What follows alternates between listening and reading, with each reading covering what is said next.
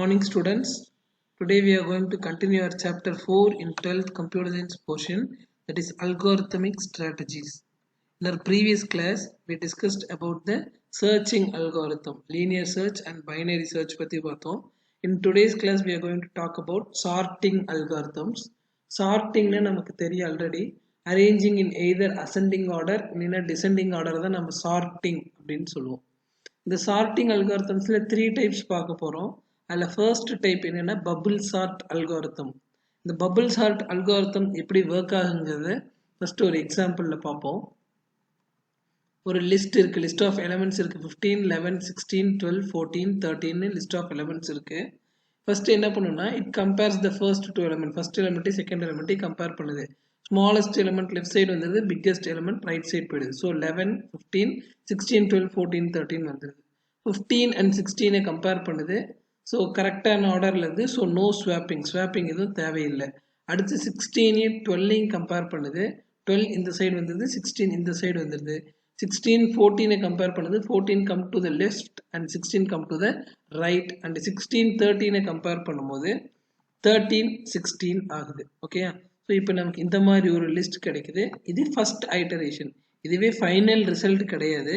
இது ஃபர்ஸ்ட் ஐட்டரேஷன்ல இந்த மாதிரி வருது. செகண்ட் ஐட்டரேஷன்ல என்ன பண்ணும், 11 15 செக் பண்ணும்போது கரெக்டா இருக்கு. அடுத்து 12 15 செக் பண்ணுது. ஸோ 12 இந்த சைடு வந்துடும், 15 இந்த சைடு வந்துடும். லைக்வைஸ் அடுத்த ஐட்ரேஷன் போயிட்டே இருக்கும். At the end of all the iteration நமக்கு ஃபைனலாக சார்ட்டட் வேல்யூஸ் கிடைக்கும். ஈச் அண்ட் எவ்ரி எலிமெண்ட்டை அனதர் எலிமெண்ட்டோட கம்பேர் பண்ணுறது தான் பபிள் சார்ட் அப்படின்னு சொல்கிறோம். Bubble sort is a simple sorting algorithm. This algorithm starts at the beginning of the list of values stored in an array. ஒரு அரேல store பண்ணியிருக்கிற list of எலிமெண்ட்ஸ்ல beginning எலிமெண்ட்ல இருந்து start பண்றோம். It compares each pair of adjacent elements and swaps them. Swapனா என்னது, change பண்ணிக்கிறது place. If they are in unsorted order. ஒரு element இன்னொரு எலிமெண்ட்டோட compare பண்ணி பார்க்கும். கம்பேர் பண்ணி அன்சார்ட்டடா இருந்துச்சுன்னா அது ஸ்வாப் பண்ணிக்கும், இடத்த மாத்திக்கும். This comparison and paused to be continued until no swaps are needed. திரும்ப ஸ்வாப் பண்ணவே தேவையில்லை அப்படிங்கிற வரைக்கும் திரும்ப கம்பேரிஷன்ஸ் நடந்துகிட்டே இருக்கும். Which indicates that the list of values are stored in an array is sorted. Comparisons இனிமேட்டு தேவையில்லை, ஸ்வாப்பிங் தேவையில்லை அப்படிங்கிற சிச்சுவேஷன்னா என்ன அர்த்தம் அப்படின்னா எல்லாமே சார்ட் ஆயிடுச்சு, ப்ராப்பரான ரிசல்ட் நமக்கு கிடைச்சிருச்சு அப்படிங்கிற meaning. The algorithm is a comparison sort is named for the way smaller elements bubble to the top of the list. சின்ன எலிமெண்ட்ல இருந்து டாப் ஆஃப் த எலிமெண்ட் வரைக்கும் சார்ட்டடா இருக்கிறது தான் பபிள் சார்ட் அப்படின்னு சொல்றோம். Although the algorithm is simple, it is slow and less efficient when compared to the insertion sort and other sorting techniques. ரொம்ப simple தான் இந்த பபிள் சார்ட். ரொம்ப சிம்பிளா இருந்தாலுமே இட் இஸ் வெரி ஸ்லோ, ரொம்ப ஸ்லோ அண்ட் லெஸ் எஃபிஷியன்ட். மற்ற sorting algorithm compare பண்ணும்போது bubble sort ரொம்ப less efficient. Assume list is an array of n elements. The swap function swaps the value of the given array element. Swap function என்ன பண்ணுது, pseudo code பாருங்க. Start with the first element. எப்பயுமே first elementல இருந்து start பண்ணிக்கோங்க, index 0ல இருக்கிறது. Compare the current element with the next element of the array.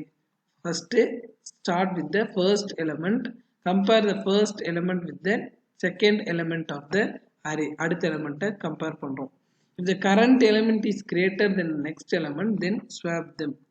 So இந்த எலிமெண்ட்டோட பக்கத்துல இருக்கிற எலிமெண்ட், இந்த எலிமெண்ட் கிரேட்டர் ஆகும், பக்கத்துல இருக்கிற எலிமெண்ட் ஸ்மாலராகவும் இருந்தா என்ன பண்ணணும், ஸ்வாப் பண்ணணும். Swapping means interchanging. If the current element is less, then right side of the element move to the next element. So current element தான் ஸ்மால் எலிமெண்டா இருந்துச்சுன்னா ஒன்றும் பண்ண தேவையில்ல, நெக்ஸ்ட் எலிமெண்ட் போகலாம். Go to step 1 and repeat until the end of the index is reached. திரும்ப பக்கத்தில் இருக்கிற எலிமெண்ட்டோட நம்ம என்ன பண்ணிட்டே இருக்கோம், கம்பேர் பண்ணிக்கிட்டே இருக்கோம். இதுக்கான பிக்டோரியல் ரெப்ரசன்டேஷன் தான் இது. The above example is for iteration 1. First ஐட்டரேஷன்ல இதெல்லாம் முடிஞ்சிருது. Similarly, remaining iterations can be done and the final iteration will give the sorted array.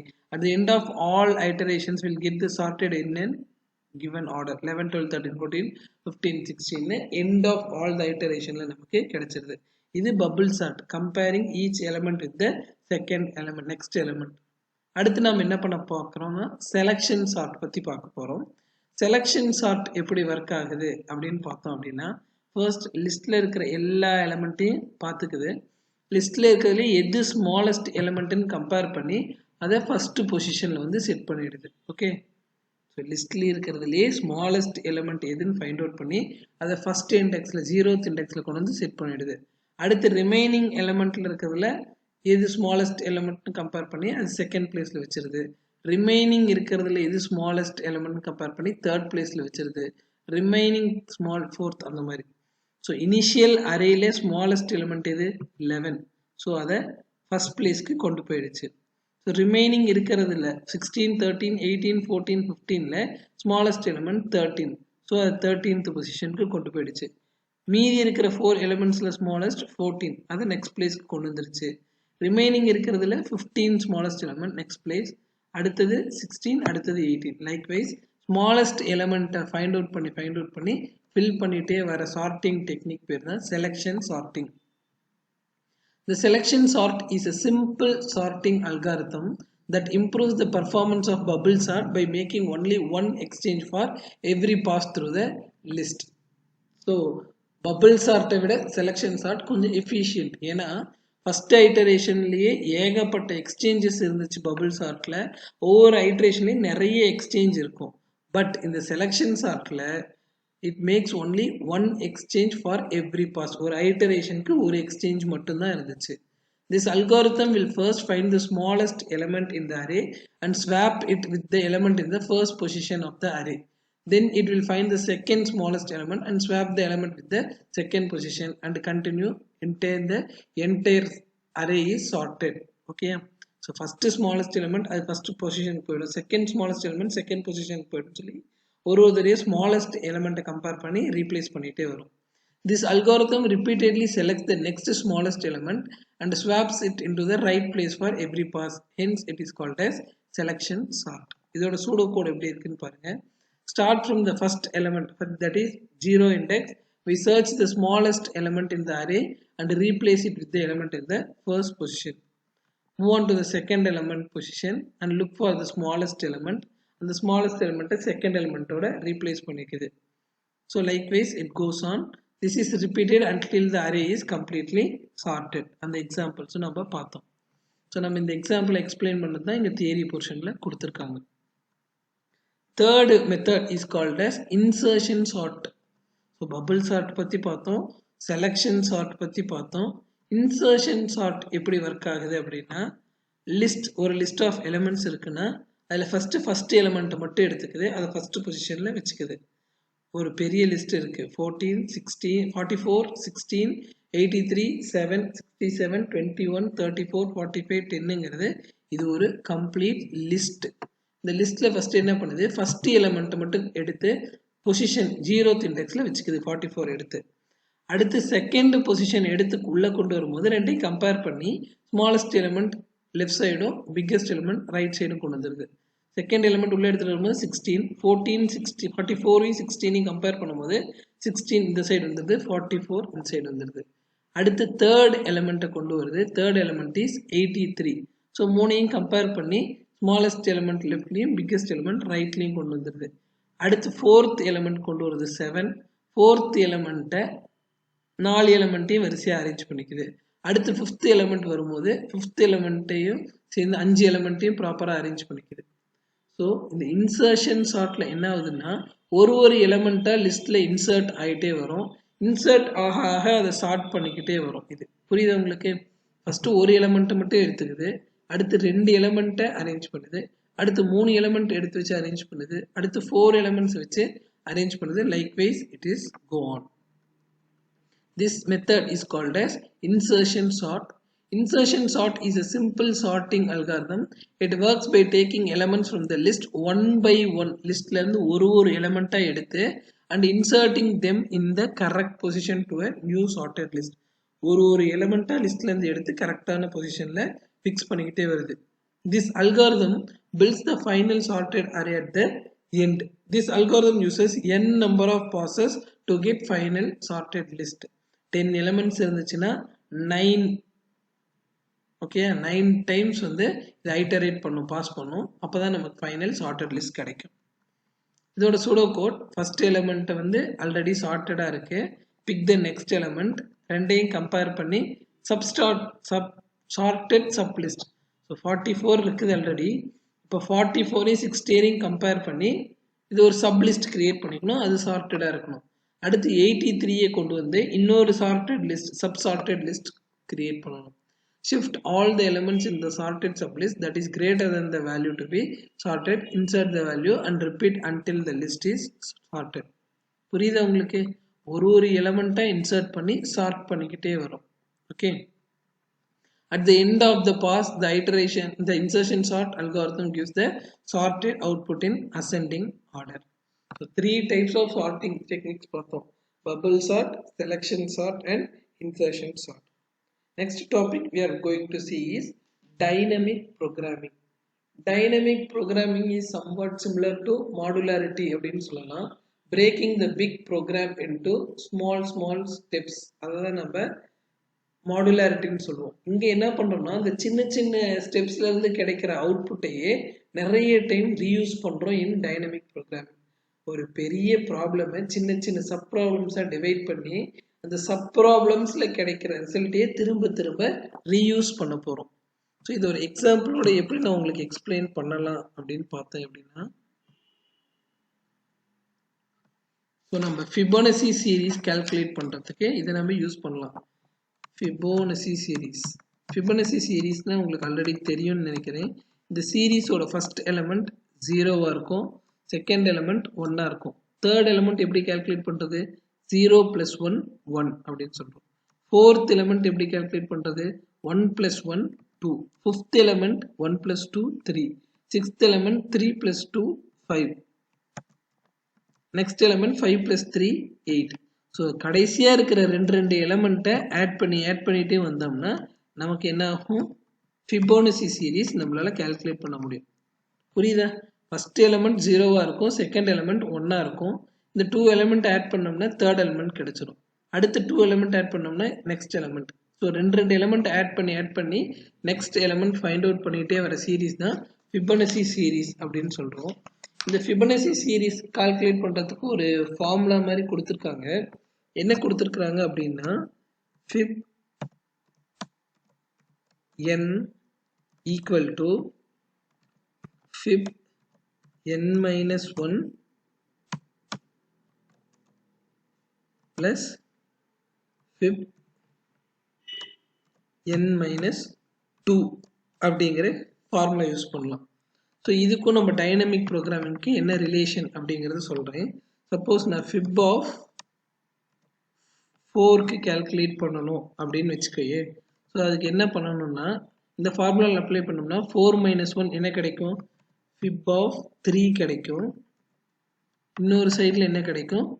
fib of 2 கிடைக்கும் இல்லையா? ஸோ 4 இங்கே அப்ளை பண்ணோம்னா 4 - 1 3 அண்டு 4 - 2 2 கிடைக்கும். ஸோ இந்த fib ஆஃப் 3 நான் என்ன ஃபர்தராக கிளாஸிஃபை பண்ணுறேன். இப்போ இந்த fib 3 கிளாஸிஃபை பண்ணும்போது என்ன கிடைக்குது அப்படின்னு பார்த்தோம்னா, fib 2 இங்கே என்ன கிடைக்குது? இன்னொன்று fib ஆஃப் 1. ஸோ இந்த fib ஆஃப் 2க்கு என்ன கிடைக்குதுன்னு பார்த்தோம்னா என்னென்ன கிடைக்கும்? 2 - 1 1. fib ஆஃப் 1 fib of 0 அப்படின்னு கிடைக்கும் இல்லையா? ஃபர்ஸ்ட் நான் ஃபிபோனசி ஆஃப் 4 கால்குலேட் பண்றதுக்கு என்ன பண்றேன் அப்படின்னா fib of 3 plus fib of 2ங்கிறது கிடைக்குது ஃபார்முலால.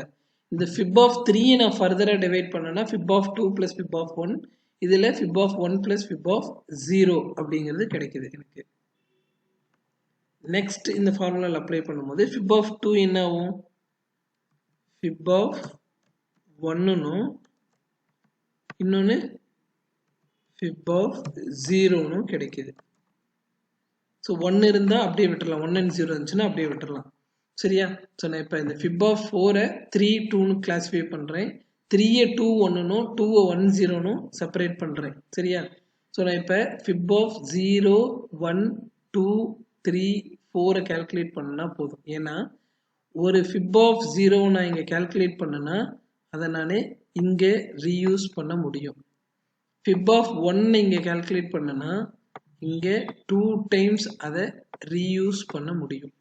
fib of 2 இங்கே கால்குலேட் பண்ணனா அதை நான் இங்கே ரீயூஸ் பண்ண முடியும். ஸோ டைனமிக் ப்ரோக்ராம்னா என்ன பண்ணுறாங்க அப்படின்னா making the bigger problem into smaller problems. So பெரிய ப்ராப்ளமை நம்ம சின்ன சின்ன ப்ராப்ளமாக பண்ணிட்டு அந்த சின்ன சின்ன ப்ராப்ளமில் கிடைக்கிற சொல்யூஷனை திரும்ப திரும்ப ரீயூஸ் பண்ணுறது தான் என்னன்னு சொல்கிறாங்கன்னா டைனமிக் ப்ரோக்ராமிங். இந்த ஃபிப் ஆஃப் ஒன்று நான் இங்கே ரீயூஸ் பண்ண போகிறேன், கிடைக்கிற அவுட்புட்டை இங்கே ரீயூஸ் பண்ண போகிறேன். இந்த சின்ன சின்ன ப்ரோக்ராம்லேருந்து கிடைக்கிற அவுட்புட்டை திரும்ப திரும்ப நம்ம ரீயூஸ் பண்ணுற டெக்னிக்கை தான் என்னன்னு சொல்கிறோம், டைனமிக் ப்ரோக்ராமிங் அப்படின்னு சொல்கிறோம். Dynamic programming is an algorithmic design that can be used when the solution to a problem can be viewed as the result of sequence of decision. ஒரு ப்ராப்ளமோட சொல்யூஷன் எப்படி இருக்கும், சீக்வென்ஸ் ஆஃப் சொல்யூஷன், நிறைய சொல்யூஷனை ஒன்று சேர்த்துனதாக இருக்கும். Dynamic programming approach is similar to divide and conquer. So ஒட்டுகா solve பண்ணாமல் பிரித்து பிரித்து நம்ம சால்வ் பண்ணுறோம். The given problem is divided into smaller and yet smaller possible subproblems. Given problem first என்ன பண்றோம், ஸ்மாலரா பிரிக்கிறோம், இன்னும் ஃபர்தர் ஸ்மாலரா பிரிக்கிறோம், இன்னும் ஃபர்தரா ஸ்மால், எவ்வளோ பாசிபிலிட்டிஸ் இருக்குதோ அது வரைக்கும் கிவன் ப்ராப்ளம் என்ன பண்றோம், ஸ்மாலர் சப் ப்ராப்ளம்ஸா டிவைட் பண்ணிக்கிட்டே வரோம். Dynamic programming is used whenever problems can be divided into similar subproblems so that their results can be reused to complete the process. ஒரு ப்ராப்ளமை சப் ப்ராப்ளம்ஸாக டிவைட் பண்ணிட்டு and the result is reused. The results can be reused to complete the process. Dynamic programming approach are used to find the solution in an optimized way. ரொம்ப efficient வேல ஒரு ப்ராப்ளம்க்கு solution கண்டுபிடிக்கிறது dynamic programming. For every inner subproblem, dynamic algorithm will try to check the results of previously solved subproblems. So நான் இந்த fib 1 subproblem solve பண்ணணும்னா ப்ரீவியஸாக இருக்கிறதெல்லாம் check பண்ணுறேன், இதுக்கான ஆன்சர் ஆல்ரெடி இருக்குதாங்கிறத செக் பண்ணிக்கிறேன். The solution to the overlapped subproblems are combined in order to get the better solution. Overlapped fib 1 அப்படின்னா இந்த fib 1க்கு யூஸ் பண்ணிக்கலாம், இந்த fib 1க்கு யூஸ் பண்ணிக்கலாம். ஸோ இந்த மாதிரி ரிப்பீட்டடாக நான் ரீயூஸ் பண்ணும்போது எனக்கு எஃபிஷியண்ட்டாக இருக்குது என்னோட ப்ரோக்ராமிங். டைனமிக் ப்ரோக்ராமிங்க்கு என்ன பண்ணணும், the given problem will be divided into small overlapping subproblems. சின்ன சின்ன subproblemஸா நம்ம டிவைட் பண்ணிக்கிறோம். and optimum solution for the given problem can be achieved. எப்படி ஒரு efficient solution கிடைக்கும்னா by using the result of smaller subproblem. ஒரு smaller subproblemல கிடைக்கிற ரிசல்ட்டை திரும்ப திரும்ப நம்ம ரீயூஸ் பண்றதுனால we will get the optimum result. These dynamic algorithms use memoization. Memoization is an optimization technique used primarily to speed up the computer program. So ஒரு computer programming ஸ்பீடை என்ன பண்ணுறோம், இன்க்ரீஸ் பண்ணுறோம். எந்த டெக்னிக் யூஸ் பண்ணி increase பண்ணுறோம்னா மெமோரைசேஷன் அப்படிங்கிற ஒரு டெக்னிக் யூஸ் பண்ணி ப்ரோக்ராமிங் ஸ்பீடை இன்க்ரீஸ் பண்ணுறோம். எப்படி இன்க்ரீஸ் பண்ணணும்னா by storing the results of expensive function calls. அடிக்கடி கால் பண்ணுற ஒரு ஃபங்க்ஷன் காலோட ரிசல்ட்டை கேட்ச் மெமரியில் ஸ்டோர் பண்ணிக்கிறோம். நமக்கு ஆல்ரெடி தெரியும் கேட்ச் மெமரியிலேருந்து ரொம்ப ஃபாஸ்ட்டாக நம்ம டேட்டாவை என்ன பண்ண முடியும், ரிட்ரீவ் பண்ண முடியும். ஸோ இந்த மெமோரைசேஷன் டெக்னிக்கில் என்ன பண்ணுறோம்னா எக்ஸ்பென்சிவ் ஃபங்க்ஷன் கால்ஸ், அடிக்கடி யூஸ் பண்ணுற ஃபங்க்ஷன் கால்ஸை அதோட ரிசல்ட்டை நம்ம கேட்ச் மெமரியில் சேவ் பண்ணி வச்சுக்கிறோம். ஸோ ரொம்ப ஃபாஸ்ட்டாக டேட்டா ரிட்ரீவ் பண்ணுறதுனால ப்ரோக்ராமிங் எஃபிஷியன்சி என்ன ஆகிடுது, இன்க்ரீஸ் ஆகிடுது. And returning the cached result when the same input occur again. இந்த இடத்துல இல்லை ஃபஸ்ட்டு இப்போ நான் fib of 1 அப்படிங்கிறத கொண்டு போய் கேட்சில் ஸ்டோர் பண்ணிக்கிட்டேன்னா சேம் ப்ராப்ளம் திரும்ப திரும்ப வரும்போது நான் என்ன பண்ணுறேன்னா என்னோட கேட்ச் மெமரியிலேருந்து ரிசல்ட்டை எடுத்துக்கிறேன். அதனால ப்ரோக்ராமிங் ஸ்பீட் என்ன இருக்குது, ஃபாஸ்ட்டாக இருக்குது. such technique is called as memoization technique. இந்த Fibonacci சீரிஸோட எக்ஸாம்பிள் பார்த்தோம் இல்லையா, அதை இங்கே கொடுத்துருக்காங்க. Fibonacci series generates the subsequent number by adding 2 previous numbers. முன்னாடி இருக்கிற 2 நம்பர் ஆட் பண்ணி தான் தேர்டு நம்பரை ஜென்ரேட் பண்ணுது. அதுதான் இங்கே பார்த்தோம் இல்லையா. ஸோ 0வையும் 1ஐயும் ப்ளஸ் பண்ணி 1, 1ஐயும் 1ஐயும் ப்ளஸ் பண்ணி 2, 1 2வும் ப்ளஸ் பண்ணி 3. So it gives the result by adding the previous 2 numbers. Generates the subsequent number. அடுத்த நம்பர் எப்படி ஜென்ரேட் பண்ணுது, previous two numbers add பண்ணி generate பண்ணுது. It starts from two numbers 0 and 1. Initial values என்னவா இருக்கு 0 and 1 இருக்கு. ரெண்டு நம்பர் இருந்தால் தான் third number find out பண்ண முடியும். அந்த first ரெண்டு நம்பர் என்னென்னவா இருக்கு 0 and 1 and it can be satisfied by the following condition. இந்த formula யூஸ் பண்ணி நம்ம find out பண்ணி Fibonacci series calculate பண்ணலாம்.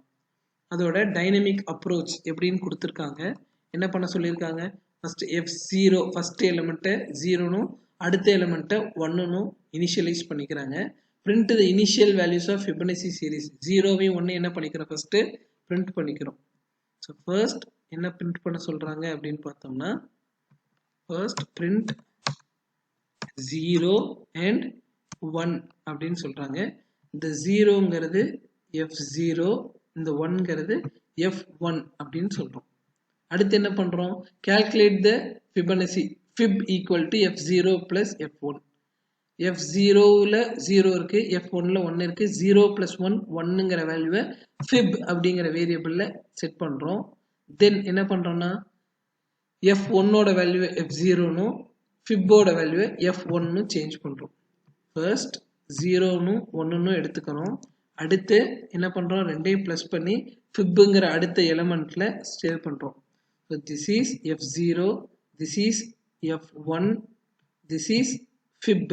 ஓகே, இப்போ இந்த ப்ராசஸ்க்கு அப்புறம் என்ன பண்றோம்னா இந்த f1ல இருக்கிறத f0 ஆகவும் fibல இருக்கிறத f1 ஆகவும் எடுத்துக்கிறோம்.